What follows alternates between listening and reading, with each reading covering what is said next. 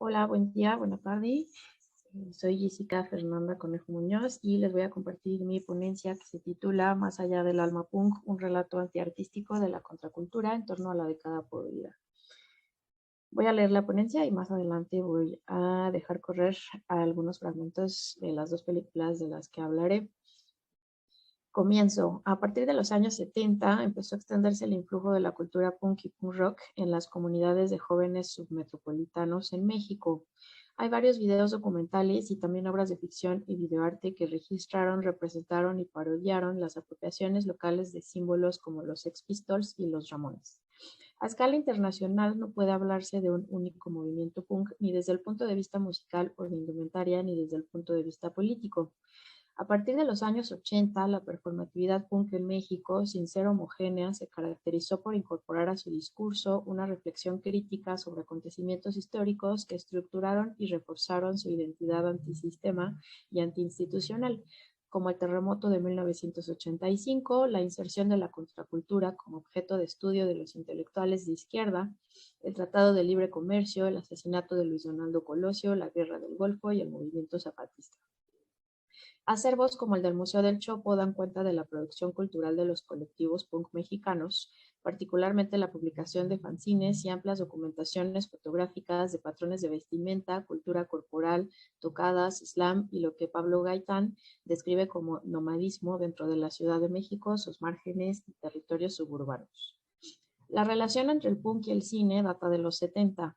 Los Ramones aparecieron en Rock and Roll High School de Alan Arkush en 1979 y el guion de Who Killed Bambi de Roger Ebert y Malcolm McLaren de 1978 testimonia, al menos en calidad de proyecto, la primera película donde aparecerían los Sex Pistols, cuya realización se canceló.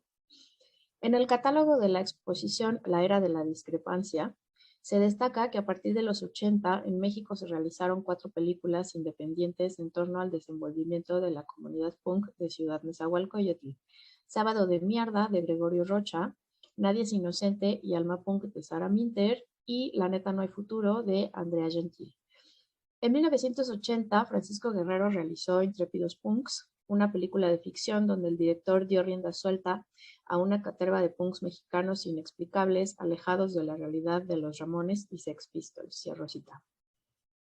Únicamente blogs y webcines hablan de La década podrida de Pablo Gaitán, de 1985 a 1995, proyecto colectivo en que en conjunto con Guadalupe Ochoa registró entre 1984 y 1989 las tocadas punks ocurridas en las colonias más periféricas y realizadas con la banda. Cierro cita. En el segmento titulado Submetropolitanos, que se presentó en 1989, algunos años antes de concluir en su conjunto la documentación de 10 años del desarrollo y la transformación del punk en México, y abro cita, el valor histórico no solo de submetropolitanos, sino de la década podrida en su conjunto, se lo ha dado precisamente el tiempo, los personajes icónicos que aparecen aquí y un interminable desfile de bandas submetropolitana, las bandas de ruido, colectivos suburpunks, ellos y ellas, los suburpunks anónimos, y la trama que tejieron es la que le ha dado el estatus histórico al documental. Cierro cita. Con este trabajo buscamos exponer la heterogeneidad de producciones audiovisuales desde y en torno a las culturas punk mexicanas en los años 80 para establecer un balance crítico entre la lectura en clave artística representada por las obras de Sarah Minter y una posibilidad justamente antiartística. Para lograr este balance, partiremos del análisis de la década podrida en tanto práctica audiovisual punk que en conjunto con la música, las tocadas y el slam adquiere su valor histórico como producción contracultural. Para este avance nos concentraremos en exponer algunos resultados preliminares del análisis comparativo entre la década podrida y Nadie es Inocente. Es preciso aclarar que este análisis no partirá de una percepción autoral de ninguno de los materiales estudiados, es decir, no nos enfocaremos en insertar las piezas en el contexto de la obra de determinados creadores, particularmente en el caso de Sarah Minter, ni tampoco establecer los puntos de comparación en términos estilísticos. Lo que buscamos es rescatar cómo cada una de las producciones emplea determinadas estrategias narrativas y audiovisuales para abordar un contexto particular de emergencia y desarrollo del punk en México, particularmente en las zonas conurbadas del antes Distrito Federal. En el camino, cada una de las producciones se enfrenta de maneras específicas a los sujetos y comunidades involucradas en dicho contexto, lo cual participa en la construcción historiográfica y política del punk mexicano a través de las prácticas audiovisuales. No nos detendremos por el momento en la discusión sobre la paternidad del punk. Únicamente rescataremos que, tanto en el contexto estadounidense como en el contexto británico, su aparición en los años 70 representó un quiebre, no únicamente para la historia de la música popular, sino para la historia de la relación entre música, política, identidad y disidencia social. Carlos Ejía utiliza el punk como ejemplo de la relación entre música, sistemas políticos, estructuras de clases, valores culturales e ideales estéticos. El autor describe brevemente la diferencia contextual entre el desarrollo del punk rock en Estados Unidos por un lado e Inglaterra por el otro para subrayar la importancia de las necesidades culturales locales en el desarrollo de los géneros musicales. En el caso de la llegada a y el desarrollo del punk en México, y cito, cuando la gente empieza a escucharlo gracias, por ejemplo, al Tianguis del Chopo, que es donde se podían intercambiar discos y escuchar este tipo de música, y llega al sector marginal de la población y empiezan a adaptarlo, tratan de imitar lo que escuchaban.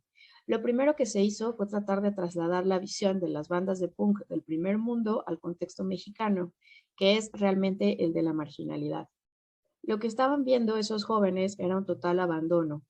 Es por eso que les llamaban la atención las letras de muchas bandas, la estética de barrios grafiteados, lugares sucios, pensar como si realmente se estuviera hablando de las comunidades donde ellos vivían. Cierro cita de entrevista con Eric Hernández. Ambas películas dan cuenta de esta verdadera marginalidad, que es la raíz del punk mexicano de los 80. Sin embargo, lo hacen de manera completamente diferente. La primera diferencia radical entre la década podrida y Nadie es inocente es que esta última está construida en torno a Cara, miembro de Los Mierdas Punk, sus vivencias, su pensamiento, sus carencias y su falta de confianza en el futuro. La mayor parte del documental escuchamos en off la voz del joven expresando su perspectiva personal sobre el mencionado abandono social y su lugar en un entorno que margina a sus iguales. Esta narración en primera persona se conjunta con efectos de video recurrentes que imprimen al montaje un matiz de videoarte en el cual se inserta música original que contrasta con la banda sonora principal, integrada por canciones de los Sex Pistols como Lonely Boy y Anarchy in the UK y The Public Image Limited, principalmente Flowers of Romance. Por el contrario, la década podrida, a pesar de contar con una narración en off, se encuentra siempre enunciada desde una pretensión de colectividad. El montaje en la producción es más bien de cariz artesanal, basado en analogías y comparaciones que funcionan como comentarios sociales a partir de la performatividad punk. Voy a compartir por un momento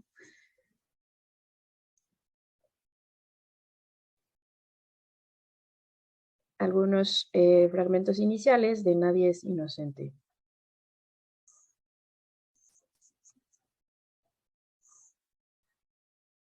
Como como hemos mencionado anteriormente, Nadie es inocente es parte de las documentaciones sobre la década de los 80 en Ciudad Nezahualcóyotl, donde está grabado el 90% del metraje. Dicha localidad se convirtió en un punto geográfico importante para entender el desarrollo del punk. Sin embargo, actualmente es solo uno de los centros suburbanos donde se concentran comunidades de jóvenes y adultos que han encontrado en este género musical una herramienta social. Cierro cita. La narración, basada en la historia de vida de Cara, se refuerza constantemente con el acompañamiento de Lonely Boy de Sex Pistols, que se conjunta con imágenes del personaje deambulando en solitario por diferentes lugares de Neza.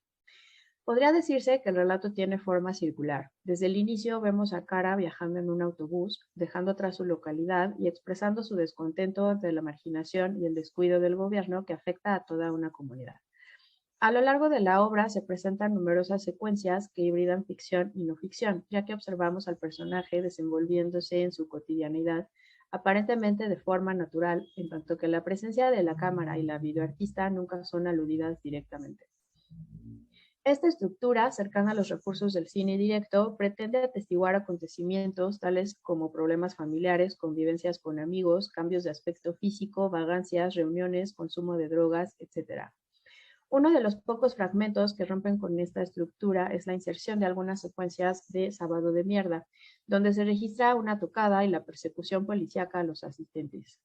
En dicho fragmento se escucha a una de las bandas hacer un cover de Los Ramones, siendo prácticamente la única ocasión en que escuchamos la música que interpretaban los punks mexicanos. Al final, Cara llega a la localidad de Pozos, en Guanajuato, huyendo de Nesa y buscando un nuevo comienzo. Allí entabla una charla con otro chico con el objetivo de conocer cómo es la convivencia de los jóvenes en dicho lugar. La mayoría de las imágenes revelan un lugar igual de solitario, descuidado y abandonado que recuerda las tomas iniciales de Nesa. El viaje en autobús de Cara, que se presenta fragmentado a lo largo de la película, tiene su cierre en cuanto el joven llega a Pozos, donde realiza una pinta en la pared con el título de la película. Si bien Nadie es inocente, gira en torno a una historia que pudiese ser representativa de los jóvenes que se identificaron con la marginalidad y la rebeldía del punk, poco dice realmente sobre este.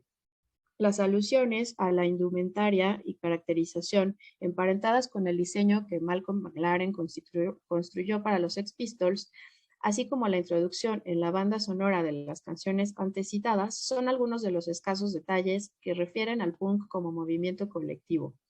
Numerosos planos que destacan el uso de la esvástica en las playeras de los jóvenes, así como la reducción del tiempo libre al consumo de drogas, no resultan lo suficientemente contextualizados en una performatividad identitaria y de disidencia política que aparece mucho más clara e integral en la década podrida, como se describirá a continuación.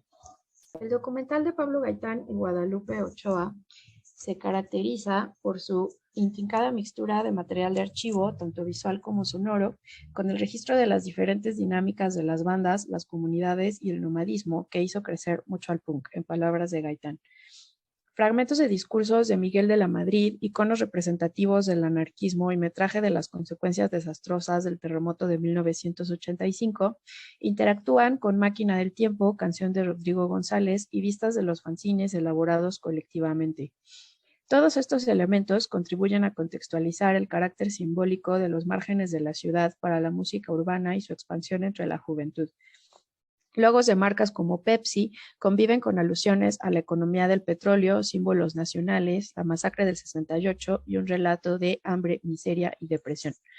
Aunque escuchamos la voz en off de un narrador, La década podrida no se trata de un documental expositivo ni de un relato en primera persona. La narración funciona como un nexo, un manifiesto que revela la constitución del punk como un movimiento con sus propios mecanismos de reflexión sobre su contexto e incluso sobre la forma en que eran socialmente representados y elaborados como otros. El narrador dice, en el filme documental, no se estudiaron, haciendo referencia a intelectuales de izquierda como Carlos Monsiváis. La década podrida consigue narrar un proceso complejo de conformación de comunidades en torno al punk y de conformación de una identidad colectiva que logró adecuar a sus propósitos y necesidades las influencias británicas y estadounidenses. Esta hibridación, que podríamos considerar como centro neurálgico del punk mexicano, no puede comprenderse sino a través de su performatividad propia.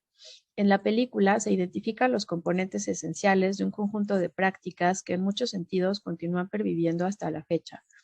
A diferencia de Nadie es inocente, La década podrida es una documentación de las bandas, su producción y ejecución musical. La banda sonora de la película de Gaitán y Ochoa es una muestra de la apropiación local de formas de hacer y representarse en la música, en las tocadas, en la gráfica, en la vestimenta, en la cultura corporal y las formas autogestivas de organización, comunicación y reflexión. A Brosita, lo primero que se hizo para mexicanizar el punk fue tocar canciones que ya existían de otras bandas, traduciéndolas al español y empezar a hablar de la policía en México, del gobierno en México, adaptar la vestimenta y la indumentaria que venía de otros países a lo prehispánico, etc. Sin embargo, las bandas punk de los 80 tenían su sonido característico, una forma particular de tocar la batería y una forma de grabar sus canciones que era especial. Después surgieron algunas bandas que cantaban en náhuatl y finalmente otras como los Ex-Panchitos, que se llamaban así por los Sex Pistols, pero se vestían como los Ramones. Cierro cita de entrevista con Eric Hernández. Las tocadas que se grabaron para La década podrida dan cuenta del carácter literal y explícito de las letras de las bandas mexicanas que hablaban de la antife, la represión, la policía, el descontrol. En conjunto, el narrador, las imágenes y la música presentan las tocadas y el slam como lo contrario a la idea popular de música y baile. El ruido, que corre a la par de las imágenes, refuerza la idea de que más que la música, la resistencia está en el propio espacio y dinámica de la tocada. Al trasladarse desde y o a la periferia para participar del slam como un movimiento libre y sin reglas, que resulta congruente con, cito, las formas de desgobierno que se pretendían impulsar entre los jóvenes punks. Como conclusiones preliminares, hemos elegido Nadie es inocente y La década podrida como objeto de esta ponencia por ser dos aproximaciones radicalmente distintas al tema que nos ocupa, no únicamente por sus diferentes recursos narrativos y audiovisuales, sino también por su total distanciamiento en términos de circulación y horizontes de lectura. Las obras de Sarah Minter han sido profusamente estudiadas, sí en calidad de testimonios y espacios de reflexión, pero particularmente en clave artística. El sitio oficial del artista enmarca el tráiler de Nadie es inocente con las siguientes palabras de Cuauhtémoc Medina.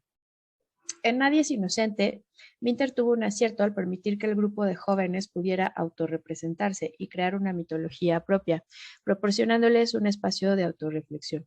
Al hacer esto, el artista rompió con la lógica y tradición de los documentales de cine y la televisión, pero sobre todo destruyó el estereotipo simplista de peligrosidad criminal que habían construido los medios ante la emergencia expresiva de los jóvenes pobres en las calles suburbanas que contribuía a la complejidad de su presentación pública.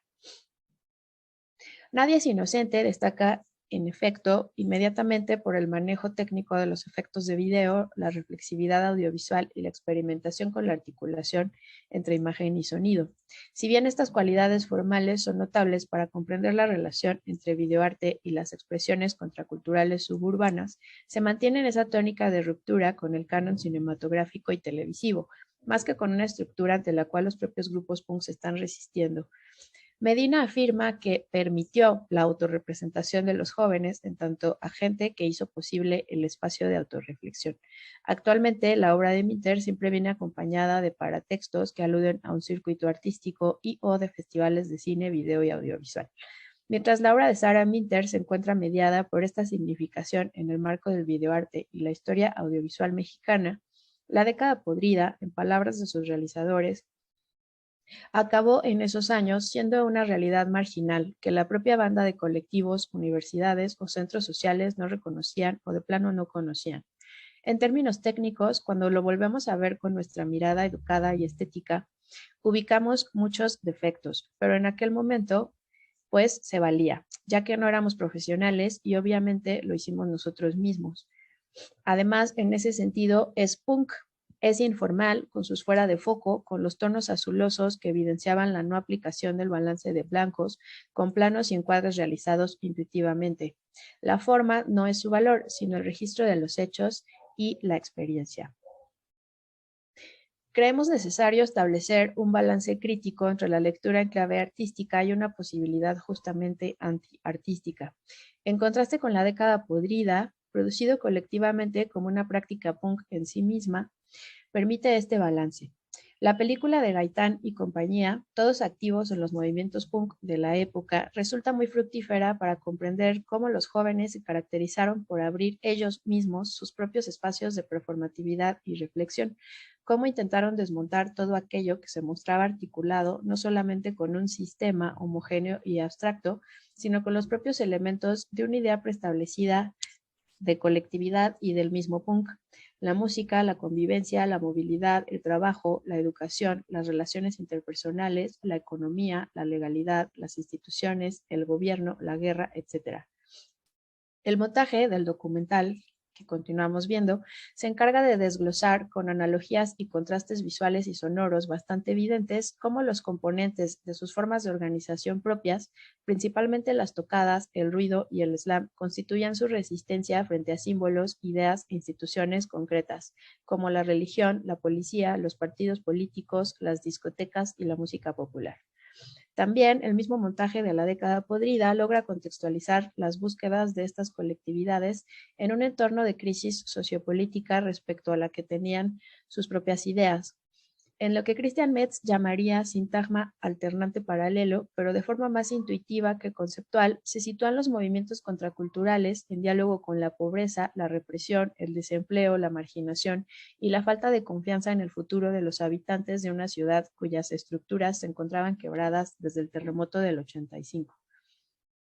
Deseamos resaltar que los audiovisuales producidos en torno a y desde el punk mexicano resultan diversos en cuanto a su acercamiento al fenómeno contracultural que se desarrolló durante los 80. En principio, podemos afirmar que varias cualidades de registro y más de una modalidad de la no ficción integran un corpus sólido cuyo análisis dará cuenta de la interrelación entre música, cine y política en la época.